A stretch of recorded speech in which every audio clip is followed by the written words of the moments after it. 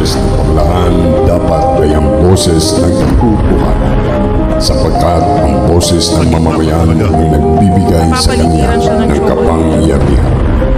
Kaya pamalaan, taumbayan, pakinggan dito sa Boses ng Katotohanan.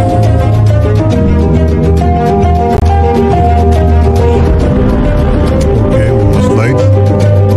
Oh, may mga cottages. May mga cottages. Okay, yung Chocolate Hills noong 1997 under Proclamation 1037, ang pangulo niya at that time is si President Fidel B. Ramos. Tama po.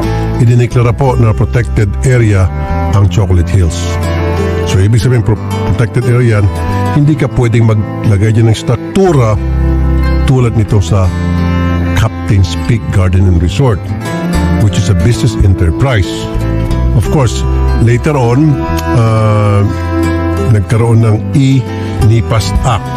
Yung E-NIPAS Act of 2018, nireinforced lang po yung Proclamation 1037, pinagtitibay, at kung lahat mga nakapaloob doon, at the same time, sinasabing yung mga protected area ay pwede namang magkaroon ng something like special use permit na mabibigyan. At ano po yung mga special use permit? Mamaya ipapaliwanag sa atin yan ng mga taga-DNR kung tawagin ay SAPA. Pwede po nating makausap, Idol Rafi, si Attorney Jamie Villamor. Siya po yung chairman po ng Provincial Board Committee on Environment Bohol, Idol Rafi. Siya yung unang umaksyon nung magkaroon ng article sa isang local newspaper in 2022. Agad-agad ni-request ni Attorney Villamor sa DNR na ipasara. Opo. At anong ginawa ng DNR? I don't know. Alamin natin. Ang daming mga ayaw makipag-usap na sa atin all of a sudden. Lahat sila nagsitaguan na. Sige, tago pa more. Ha? Tatago kayo? Sa Senado hindi kayo makapagtago dahil kapag nagtago kayo, hintayin nyo lang yung sabpina. Okay?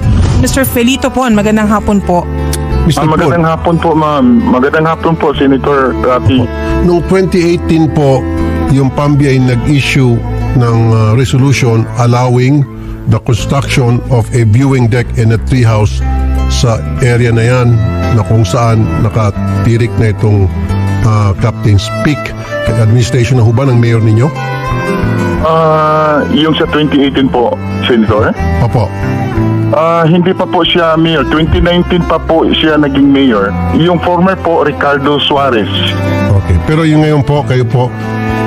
Restituto Kiyaw Zaris III. Pero nung 2019, nag-soft opening po itong Captain's Peak. So si mayor nyo na po ang nakaupo dyan, si Mayor Suarez. Bakit po hindi nyo na-plug down ito na bawal to nasa ano kaya? Nasa loob ng protected area. Dapat kinancel yung kanilang business permit. Actually, may mga proseso po sa pag-apply ng permit eh. So, ang sa paningin namin, nasunod naman lahat yung mga requisites na para sa end ng LGU business permit. Opo, ano po yung mga nasunod, sir? Meron silang PAMBI resolution nga, yung sinasabi natin na inattach sa application. Tapos yung sa zoning naman, nag-issue naman ang zoning at saka yung building officials, pati na yung assessor at saka yung MENRO. Magandang hapon po, sir. Yes, sir. Yes, sir. Sir, pinag-usapan po namin itong Captain's Peak sa gitna po ng Chocolate Hills. Alam niyo na ho ito, ano? Bakit po nakalusot? Sir, I'm sorry, sir. Actually, we have instructions na we would have to seek clearance muna, sir, from our principals. Who is your principal? Our central officer. And who would that be, sir? Yung official, whoever is in charge, we need to seek clearance po, sir. Kayo ba sitting chairman ng PAMBI dyan sa Bohol area? Tama ba, sir? Yes, sir. Yes, sir. Kayo ho ba ang isa sa mga member ng PAMBI? Yung chair, sir. Chair. Kayo po yung chair, tama? Yes, sir. Okay.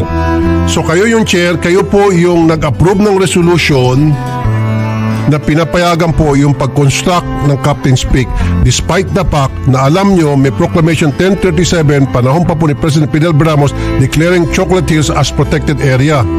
Sir. Yes, sir. Yes, sir. Sir. Hello. Yes, Oh, sir. yes, sir. Ba't yung pinayagan? Sir, ang chairman is will have a vote only when there will be what you call this? There's, yeah. Will break a tie when there is Correct, time. you're only one vote. Pero being the chairman, you can also tell your colleagues and your members na, hey, protected area to, baka sasabi tayo later on, huwag natin ito payagan mga kapatid. Ikaw ang chairman Siyempre, paniniwalaan ka. Siyempre, you will have weight over the others being the chairman. All you need to do is you show them this Proclamation 1037, series of 1997, panahon ni Fidel Ramos, President Fidel Ramos, stating that Chocolate Hills is a protected area. Noong 2018, nag-issue kayo ng permit for a viewing deck and treehouse. Okay po yan. Pasok po yan sa tinatawag na yung SAPA. Alam niyo po yung SAPA, yung Special Use Agreement in Protected Areas. Yan po yung nakapaloob sa INIPAS Act. However, noong 2018, nag-issue ulit kayo ng resolution para sa development na. 2019, soft opening ng view deck and treehouse. Okay pa rin po yun. 2022, yun na po yun. Nag-full blast na. Nagkaroon na ng cottages, swimming pool, etc. At kayo pa rin po yun. Di ba, sir? Noong 2022, nagkaroon po ng newspaper article sa Bohol, local, na binabatikos po yan at umaksyon po si Attorney Jamie Villamor at nag-request po sa DNR na ipasara at wala ho kayong ginawa. Sir. Hello. Yes, sir. Yes, sir. Yes, sir. Opo. Hello. Yes, sir. Yes, sir. Yes, sir. Yes, sir. Opo, wala po kayong ginawa. Bakit po, sir? Sir, we will excuse myself, sir, kasi I'm sir, pag ipatatawag ko kayo sa Senado, hindi kayo pwede mag-excuse. Kapag hindi kayo pumunta, ipapasapinaw kayo. Pag nagmatigas kayo, makukontem kayo. Hindi po, the taong bayan needs an answer right here, right now. Kung masagot mo to ng maayos today, hindi na siguro ikaw patatawag sa Senado, hindi ko na kailangan siguro magkaroon ng hearing kasi nasagot na yung mga katanungan na nais namin malaman lahat. Pero kung hindi mo kami sagutin at para kang inaantok, tingnan natin kung antokin ka pagdating sa hearing sa Senado, sir. Pambabastos po ito sa kalikasan, sir. Itong ginawa nyo, pambabastos, lantarang pambabastos sa ating kalikasan. They were supposed to secure an ECC, pero they have not secured an ECC, sir. I know, in the first place, hindi sana kayo nag-issue ng resolution na allowing Captain Speak na magkaroon ng construction dyan sa area na yan. That resolution that you issued, yun po ang ginamit ng LGU para issuean sila ng business permit sa BPLO, Business Permit Licensing Office. Kayo po ang nag-umpisa lahat. Kayo po ang naging ugat ng problema. You see? Sir. Yes, sir. Ano yan, sir? Sir, mukhang matatanggal ka rito, sir. Although, isang boto ka nga lang. Sige, pwede yung malaman kung sino-sino mga members ninyo? Yes, sir. We will. Sino po mga members niyo po ng PAMBI nyo dyan? Alam ko, governor, mayor, barangay chairman, tapos district representative ng lugar, may sakop niya, even senator pa nga or a sitting senator, alam ko. Okay? So lahat po ba yung pumirma? The majority, sir. Majority. Sino-sino po yung mga pumirma doon? Bukod po sa inyo, sir. Sa PAMBI. Sir, what are you referring to? It is a resolution Diba, sir, yung votation during the meeting? Yes, sir. Yung pumirma sa resolution na allowing Captain Speak na mamayagpag sa isang protected area gaya ng Chocolate Hills. Hello, Yes, sir. Opo, sir. Opo. Yes, sir. Opo. We are in the middle of a meeting kasi, sir, with one. Huwag mo na problema yung meeting na yan kasi baka dumating ang time, hindi mo na kailangan makipag-meeting sa kanila. Ang meeting mo na lang, magmi-meeting ka na sa sa retirement mo. Maaga kang mag-retire dito, sir. Napakalaking violation to, sir. Ang daming batas na na-violate nyo dito. Lantarang, sir. Yes, sir. We will just explain it in due time. Okay, sige, ganito na lang sir. Nahiya ka mag-explain ngayon. So, ako po ay magpapile ng resolution in aid of legislation para imbestigahan ito. Kasama ka dun sir sa ipapatawag. Ikaw po yung top of the list. Ang una po namin ipatatawag. Okay, sir? Yes, sir. At syempre sir, sabi mo, kukuha ka muna ng go signal doon sa higher up. Then, aakyat tayo hanggang kataas-taasan kung kinakailangan. Pati si Secretary Loizaga, kasama sa ipatatawag din namin para dalawa kayo mag-amo, magsasalita doon. Tama ba, sir? Yes, sir. Yes, sir. Okay, so sa ngayon, sir, hindi na kita pwedeng pilitin. Sir, ninenervous ka ba, sir, o inaantok ka lang, sir? Kung naistorbo ka namin, sir. Pasensya na, sir, kung kami po yung nakaistorbo. Ang nervous siguro, sir. Bakit ka nervous, sir, kung wala kang kasalanan? All you need to do is just tell the truth. Yeah, The truth will set you free, sabi po nga nila, diba? Yes, sir. In due time, sir. Yeah. Ninervous ka lang. Okay. Gaano katagal ka na po sa serbisyo, sir? Matagal na rin, sir. More than 30 years. Sayang. Kung saan ka pa-retire, sir, doon ka sumablay. Yun. Usually, sir, pag medyo malapit ka sa retirement, doon ka nagsisipag, di ba? Para alagaan mo yung pangalan mo, yung nagawa mo, mga na-accomplish mo through the years.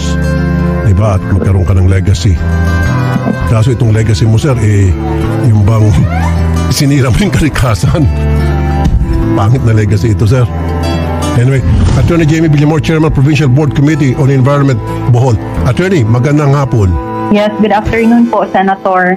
Okay, kayo po ay nakipag-ugnayan sa DNR, if I'm not mistaken, based on our conversation earlier, matapos ho kayo makatanggap ng complaint or meron natang article lumabas, local news, tungkol nga dito. And then, pinagsabihan nyo ata ang DNR. Tama ho ba, Attorney? At ano po naging action ng DNR? Wala po. Yes po, nagtawag po kami ng investigation last August and September to clarify matters, no, and of course to investigate in aid of legislation tungkol po dun sa nalaman lang po namin at that time na meron daw pong resort within sa Chocolate Hills Heritage. So, dumalo naman po, no, yung representatives ng DNR and also sa PAMBI. Senro was also there. And then, na-establish po natin yung mga facts, no, kung paano nagsimula, what were the documents submitted, and the basis of the approval, no. So, na-establish naman po yung mga facts and information na kailangan po doon, Senator. You did mention to me earlier as well, nagsagawa ng inspection po yung DNR after na kayo po ay umaksyon. And then, when was this? When the DNR did their inspection, Attorney, ma'am? Meron po silang mga inspection like in July 2022, no, even before the investigation, may inspection naman po yung DENR, particularly on the area po with regard to the application para po sa relocation, no, nung new structures po na ilalagay po ng Captain's Peak Resort. And looks like doon po sa memo ng DNR, it was just a confirmation, no, of the existence of the structures, no, and planned development na isasagawa po doon sa area. And it was also noted in there na comply naman, no, or kinonfirm naman yung compliance nila with the PAMBI resolution endorsing or approving the development of the said area. So yun po yung mga isa sa mga documents that we have here, that was submitted in the committee. Okay. Noong July 2023, medyo passport po tayo. Kayo po ay nag-request yata, correct me if I'm wrong, sa DNR, na ipasara dahil nakita nyo na bawal, hindi dapat in the first place pinayagan na magkaroon ng struktura dyan sa isang protected area. Ano po yung naging tugon ng DNR doon sa request nyo po, Okay. Attorney? Senator, I'd like to clarify po na based on the findings of our investigation, our recommendation was to revise, no, the existing guidelines that the PAMBI DNR have, no. Kasi po ganito po yun, no. The area is protected area. But even before it was declared as protected area, may title siya. So the owners, kung ano yung mga activities na gagawin nila doon, may limitation. Now, DNR, the representation po kasi, Senator, multiple use zone po siya. Okay. So we need to see that pwede po yung mga activities. Now, doon sa approval po kasi ng DNR endorsing the said resort, nilagay kasi nila doon na allowable yung development and construction for as long as it is within the 20% threshold from the baseline of the hill to the tip of the hill. Now, the stand of the provincial government of Bohol and the Sangguniang Panlalawigan, my committee, is that we do not want that as a policy na i-allow natin na may mga construction and development doon sa mismong mga hill and within that natural heritage. Kasi especially na yung sinabi nila na 20% na threshold na pwede kang maglagay ng structure basta pasok sa 20%, that is a subjective and relative matter. Paano kung mataas yung hill, di mataas din po yung makukuha, no? So, itong sinasabing 20% threshold ina-allow na para magkaroon ng construction mula doon sa bundok hanggang doon sa baba parte ng bundok. Ano to? Nakapaloob pa to sa INIPAS Act? O ito po ay gumawa lamang ng polisiya, sarili ng polisiya ang PAMBI? Yes. Gumawa sila ng policy and conditions na ganyan. Bawal po yan. Siyempre, meron po tayong batas. Hindi po pwede masupersede ng simple policy ang PAMBI para isupersede po kung ano po nakasaad sa INIPAS Act. Ano po yung nakasaad sa Proclamation 1037. Yes, that is why we requested, we recommended po, tama po, we recommended DNR na i-revise po siya kasi our position still stands the same na ayaw talaga namin na merong mga development doon sa area. And after po doon, so that's one of our recommendations. So ibig sabihin, talagang ginawa ng paraan nitong mga taga-PAMBI para ma-accommodate lang itong Captain's Peak. That's how it appears, Kasi talagang gumawa sila ng policy. Kasi I think DNR also invoked, the classification of the said protected area na multiple use zone po siya. So pag sinabi po kasi nating multiple use zone, pwede yung mga activities. So siguro dun po sila nag-base, So that they really have to clarify what really is their basis on that policy. Pero ma'am, alam ko yung multiple use zone. In fact, nakapalo po yung sa SAPA. Pero bawal po yung pwedeng ecotourism, ayun po, maglagay ng tulay, yung view deck, okay pa po yun. Pero hindi po pwedeng business enterprise. Bawal na bawal po ang business enterprise sa isang protected area. At kahit patingnan niyo po yung dun sa SAPA, hindi po exempted ang business enterprise. Business enterprise po to kasi pupunta din yung mga turista at nagbabayad, nirentahan po yung cottage, di ba? Yes po.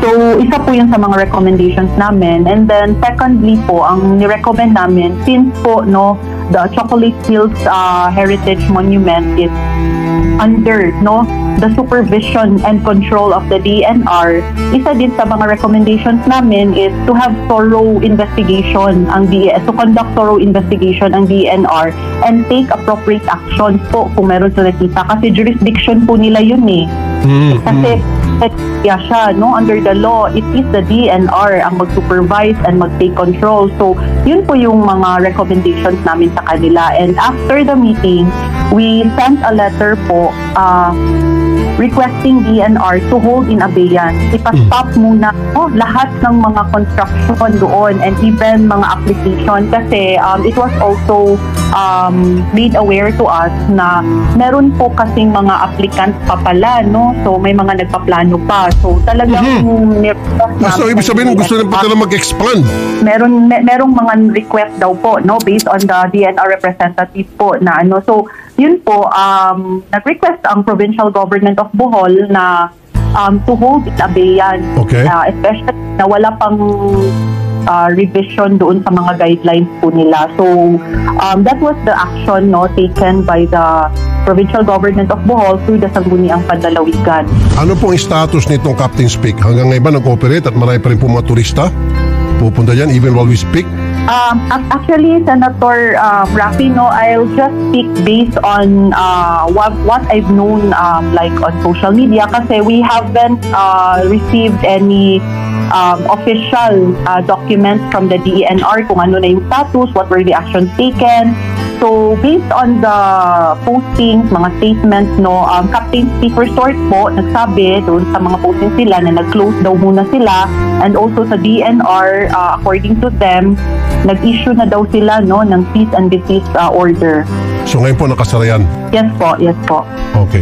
Pero patuloy pa rin pong ginagawa niya ng investigasyon. Ano pong nangyari? Ba't nagkaganon? Bakit po nakalusot? Bakit po pinalusot ng DNR? Itong ganang problema. Kanina po, kung napakinggan nyo yung interview ko kay Mr. Melicor, medyo hirap po siya sumagot. Halatang ninervyo siya. At inamin naman niya, nervyo siya. Talaga may problema. Ano pong sunod na plano po, hakbang ng inyong tanggapan ukol dito, ma'am? Yes. Sir Rafi, no, we have to remember again that the DENR has the control and supervision of the protected areas. The provincial government of Bohol, no, in the exercise of its supervisory powers, ang magagawa namin is really to ensure, no, that the DENR and also the LGU enforce, no, strictly enforce and religiously enforce the laws.